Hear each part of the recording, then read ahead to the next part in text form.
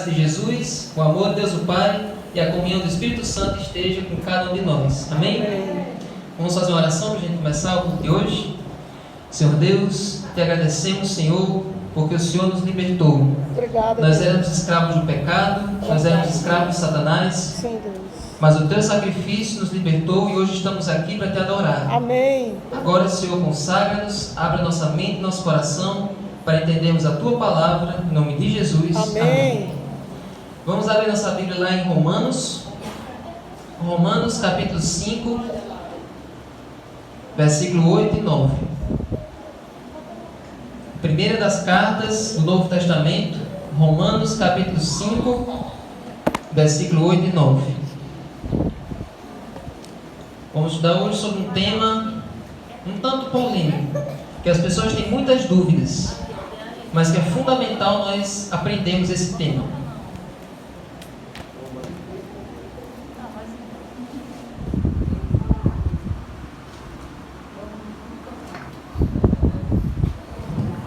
Romanos 5, verso 8 e 9, diz assim: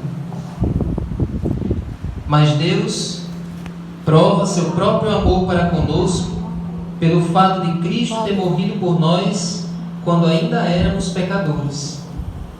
Logo, muito mais agora, sendo justificados pelo seu sangue, seremos por ele salvos da ira. Amém. Amém? Amém. Então, essa é uma afirmação maravilhosa. Nós somos justificados por Cristo, nós somos salvos por Cristo. Mas nós somos salvos de quê? Nós somos salvos da ira. E que ira é essa? É isso que nós vamos estudar hoje. Mas antes, eu queria contar uma história. Lá nos Estados Unidos, tinha uma igreja evangélica que estava querendo criar um novo inário. Assim como na igreja adventista a gente tem o nosso inário, as outras igrejas do Brasil também têm seus inários, e lá também eles têm o inário deles. E aí essa igreja estava querendo fazer um novo inário. Só que tinha um hino que estava dando muito trabalho para entrar nesse novo inário. Esse hino era um pouco polêmico, porque tinha um trecho da música que dizia assim: quando Cristo morreu, a ira de Deus foi satisfeita. E aí as pessoas que estavam querendo fazer esse inário achavam um pouco estranho esse trecho da música. A ira de Deus foi satisfeita. O que significa isso? As pessoas não vão entender. E aí eles tentaram traduzir esse trecho para uma linguagem mais agradável. E quando Cristo morreu, o amor de Deus foi glorificado. Então eles tentaram mudar esse trecho para tornar ele mais suave. Só que aí os compositores da música não deixaram. Eles disseram: olha, só vamos colocar esse hino no inário se ele tiver esse trecho, o trecho que a gente colocou. E findou que aquele hino acabou não indo para aquele inário, porque as pessoas que estavam responsáveis por organizar aquele inário não concordaram com aquele trecho da música. E aí surge uma dúvida na cabeça de todos nós. Acho que algum de vocês já se perguntou isso na vida. Será que Deus, ele se ira? Como é a ira de Deus? O que é que a Bíblia fala sobre isso? Será que Deus pode ser ao mesmo tempo um Deus de amor e ao mesmo tempo ser um Deus de ira? Como é a ira de Deus? Como é que ela funciona? O que é que causa a ira de Deus? E qual é o objetivo dela? É isso que nós vamos ver hoje. Olha, só no Antigo Testamento, a Bíblia tem 455 vezes a palavra ira. E em 80% delas se refere à ira de Deus. Tanto no Antigo quanto no Novo Testamento. Então, se é um assunto que a Bíblia toda fala, é importante a gente estudar. Como é que funciona a ira de Deus? Primeira coisa, quero perguntar para vocês, quero ouvir a opinião de vocês. Quem é que acha que Deus tem emoções, assim como a gente? Quem é que acha que Deus tem emoções? Alguns ficaram na dúvida, alguns disseram que sim. A maioria das pessoas acha que Deus não tem emoções. Muita gente acha que Deus fica lá sentado no trono e não sente nada, nem alegria, nem tristeza. Então é como se a vida de Deus fosse uma vida chata, sem nenhuma emoção. Já tem outros que acham que Deus só tem uma emoção. Elas leem 1 João 4,8, que diz o quê? Aquele que não ama, não conhece a Deus, porque Deus é amor. Tem pessoas que acham que Deus só tem esse sentimento, que Deus é somente amor. Mas a Bíblia fala que Deus tem várias emoções. Ele tem amor, ele tem alegria. Sabia que Deus tem senso de humor? Sabia que Deus fica feliz, que Deus se alegra? Um dia nós vamos estudar o senso de humor de Deus. O que é que faz Deus ficar alegre? O que faz Deus ficar feliz? O que faz ele rir? O que faz ele sorrir? Um dia nós vamos estudar sobre isso, o senso de humor de Deus. Deus fica triste. Jesus, quando estava aqui na terra, ele chorou pela morte de Lázaro. Então, por que não Deus não teria também a emoção da ira? Chorou por Jerusalém também. Chorou por Jerusalém. Então Deus tem várias emoções, e entre elas está a ira de Deus. Mas as pessoas, elas evitam falar sobre isso, porque elas têm medo da ira de Deus. E nós vamos entender como é que funciona essa ira.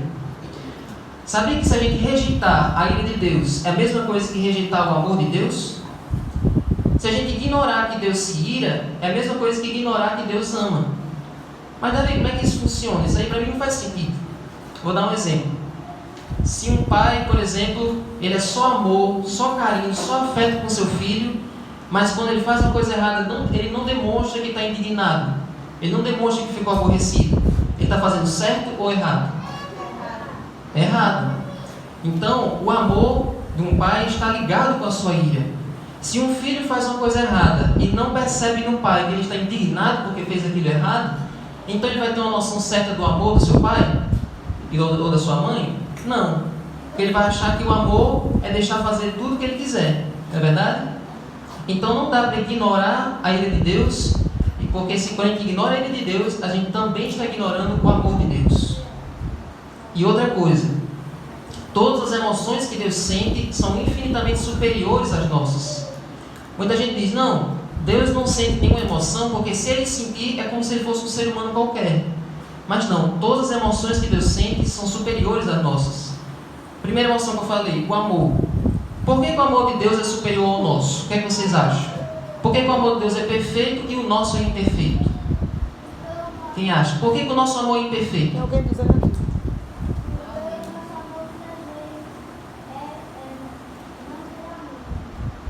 Como? O amor da gente Olha não dura aí. muito, de Deus é infinito. Exatamente, ó, essa é uma Parabéns, característica. Davi. O nosso amor não é permanente. O nosso amor é volátil. Com o tempo ele some. E outra coisa, às vezes a gente não ama na intensidade que a gente deveria amar. Esse é um problema nosso. E às vezes a gente não ama as pessoas que a gente precisa amar. A gente só ama aquelas pessoas que a gente fica confortável em amar, e não aquelas que a gente realmente precisa para a gente se desenvolver. Por isso que o amor da gente é... que o amor humano é egoísta. A gente, por exemplo, as orações da gente, a gente só ora pela família, pelos nossos amigos, uma pessoa que a gente não conhece, a gente normalmente esquece de orar por aquela pessoa, né? Às vezes até a pessoa pede oração, mas como a gente não tem ligação de amizade com aquela pessoa, a gente esquece de estar orando, né? Então nosso amor é egoísta. A gente só quer a gente só lembra de quem fala bem a gente, quem é ligado a gente. Quer falar, Jéssica? Você ia falar? Então, gente, o nosso amor é imperfeito. E o amor de Deus ele é perfeito. Porque ele ama todo mundo na mesma intensidade. A alegria de Deus. Por que a alegria de Deus é perfeita e a nossa alegria é imperfeita? Porque às vezes... Vou falar.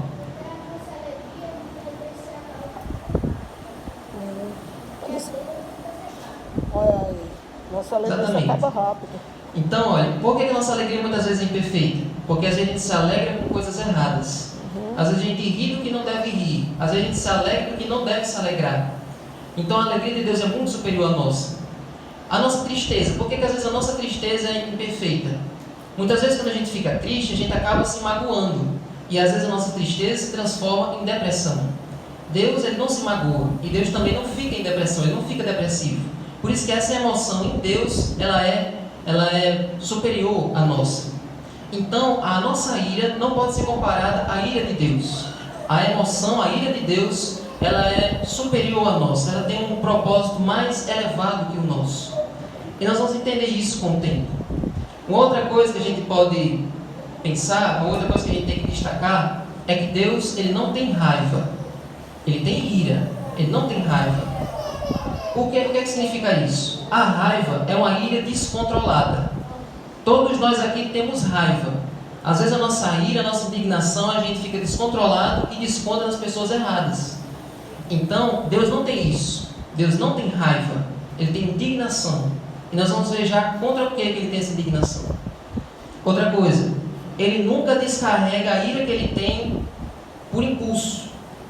essa pessoa aqui foi boa hoje, eu não vou mexer com ela. Essa pessoa aqui foi mais ou menos, mas essa aqui eu vou acabar com a vida dela. Deus não faz isso. Ele não age por capricho ou por impulso. A ira dele não é assim. E nem ele castiga uma pessoa aleatoriamente. Hoje eu vou castigar uma pessoa que é aleatória, eu vou castigar rotina. Ele não faz isso. Deus, ele não faz castigos, ele não descarrega a sua ira aleatoriamente, porque ele não é como a gente. Outra coisa sobre a ira de Deus. Agora nós vamos entender qual é a razão da ira de Deus. Contra o que ou contra quem que Deus está irado. Vamos lá? Vocês estão em Romanos, vamos ver para o capítulo 1, versículo 18. Voltando aí alguns capítulos, Romanos capítulo 1, versículo 18. A ira de Deus é contra o que ou contra quem? Diz assim, Romanos 1, versículo 18. A ira de Deus se revela do céu contra toda impiedade e injustiça dos seres humanos, que por meio da sua injustiça suprimem a verdade. É contra quem a ira de Deus? É contra o pecado. Deus não está irado contra você. Deus não está irado contra cada um de nós. Deus está irado com o pecado que a gente comete.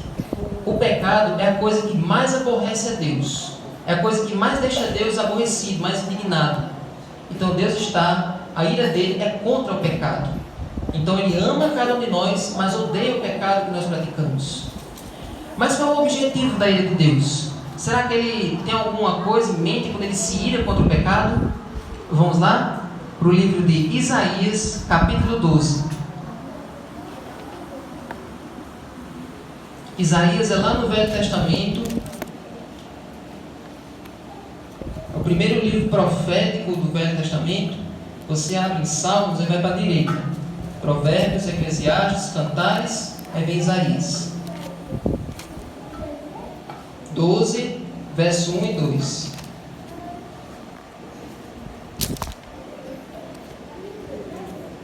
Isaías, capítulo 12, versículo 1 e 2. Vamos ler? Diz assim: Naquele dia você dirá: Graças te dou, ó Senhor, porque ainda que te iraste contra mim, a tua ira se retirou, e tu me consolas. Amém.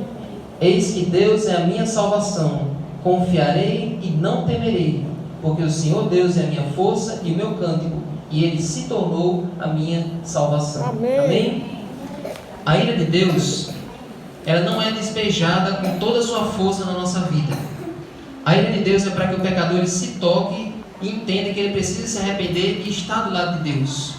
Então esse é o objetivo de Deus, é para que cada um de nós tenha consciência de que hoje é o dia de voltar para Ele. Por quê? Porque Ele não tem interesse em destruir você. Sabia que Deus não tem prazer em destruir cada um de nós? Vamos ler esse outro texto? Ezequiel, capítulo 18. Você vai para a direita agora. Depois de Isaías vem Jeremias, depois Lamentações, depois Ezequiel. Ezequiel, capítulo 18, versículo 23.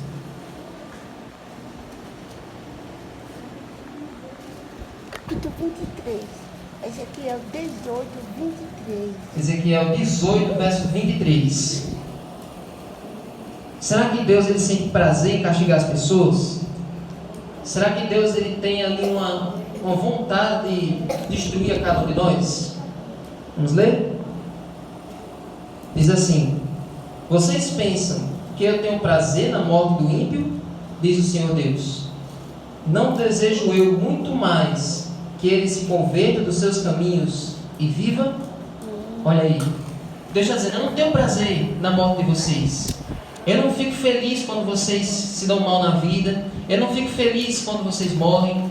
Deus não sente prazer em destruir as pessoas. Agora Ele sente indignação contra o pecado. A ira dele é contra o ser humano, mas o amor dele é para cada um de nós. Amém? Mas agora, para terminar, pode surgir uma outra dúvida na nossa mente. Se a ira de Deus é contra o pecado que a gente comete, por que Deus não fulminou a humanidade quando Adão e Eva pecaram? Porque Adão e Eva pecaram, era para a ira de Deus ser derramada com força total sobre eles dois. Ou seja, era para Deus ter destruído Adão e Eva e o resto do mundo. Por que Deus não destruiu Adão e Eva? Olha só para dar um exemplo. Quando Deus ficou irado com o povo antes do dilúvio, o que foi que Deus fez? Deus mandou o dilúvio, mas salvou Noé e a sua família. Quando Deus ficou irado contra Sodoma e Gomorra, Deus mandou o fogo e enxofre, mas salvou Ló e a sua família. Quando Deus ficou irado contra Jericó, Deus destruiu aquelas muralhas, destruiu a cidade, mas salvou Raabe e a sua família. Ao longo da Bíblia toda, todas as vezes que Deus ficou irado, Deus derramava um juízo de condenação, mas as pessoas que escolhiam ficar do lado dele eram culpadas. Mas por que Deus nunca derramou a ira dele em força total sobre a humanidade, arrasando e destruindo esse planeta? Por que Deus não fez isso? Para explicar isso, eu quero explicar uma palavrinha só. Essa palavrinha vai ajudar vocês a entenderem tudo. O nome da palavra é propiciação. O que é que significa propiciação? Significa acalmar a ira. Significa aplacar a ira. O que é que significa isso? Os povos do tempo da Bíblia que não temiam a Deus, os deuses deles estavam sempre com raiva. Sempre com raiva das pessoas, sempre com raiva dos seus súditos, dos seus adoradores. Então o que é que eles faziam? Direto eles faziam sacrifícios para acalmar a ira desses deuses. Às vezes eles sacrificavam animais e muitas vezes eles sacrificavam seus filhos a esses deuses. Para quê? Para fazer propiciação, para acalmar a ira dos seus deuses. E como é que a ira de Deus foi acalmada? Eu disse a vocês que quando Adão e Eva pecaram, Deus ficou irado contra o pecado. E por que Deus não exterminou a humanidade? O que é que acalmou a ira de Deus? Qual foi a propiciação que aconteceu? Agora nós vamos entender tudo. Vamos lá para perto de Apocalipse. 1 João capítulo 4, verso 18. 1 João capítulo 4, versículo 18. E aí nós vamos entender completamente esse tema de hoje.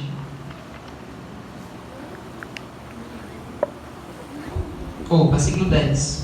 1 João capítulo 4, versículo 10.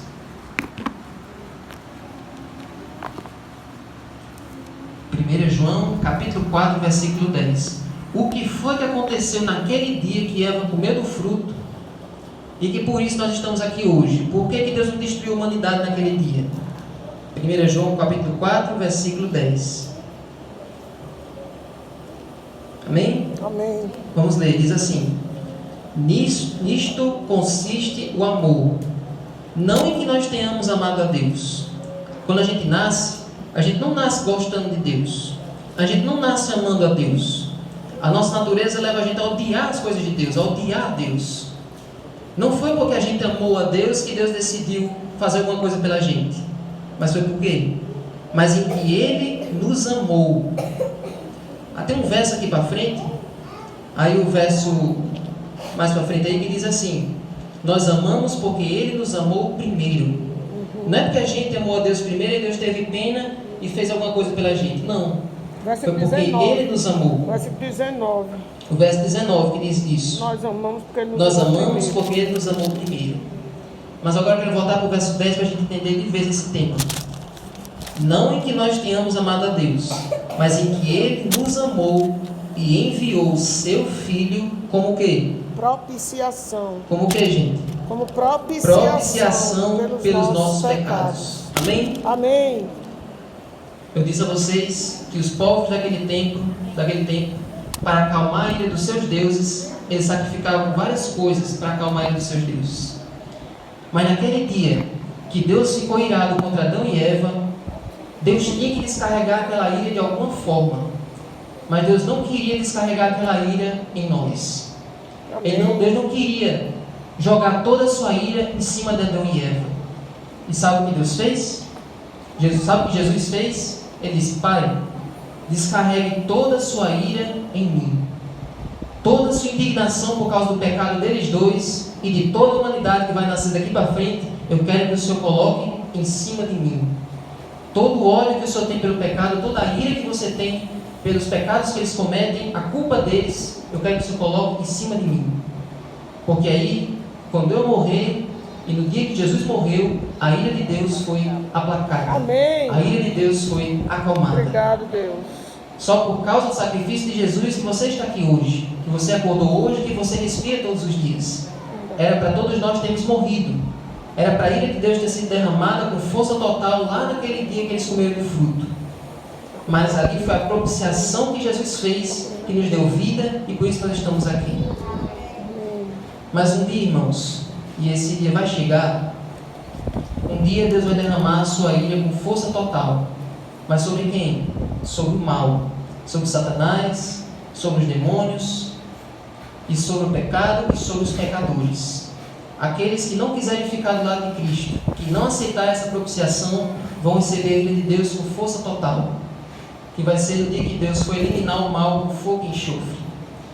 Mas eu quero dizer uma coisa para vocês: Deus não odeia você, Deus não está irado contra você, Ele ama você. Ele odeia o pecado, a ira dele é contra o pecado, mas Ele quer salvar você. A propiciação que Jesus fez salvou você da ira de Deus. Por isso que hoje você está aqui. Então, para que todos nós possamos ser salvos da ira, temos que aceitar o sacrifício de Jesus, porque Ele ama a cada um de nós. Amém?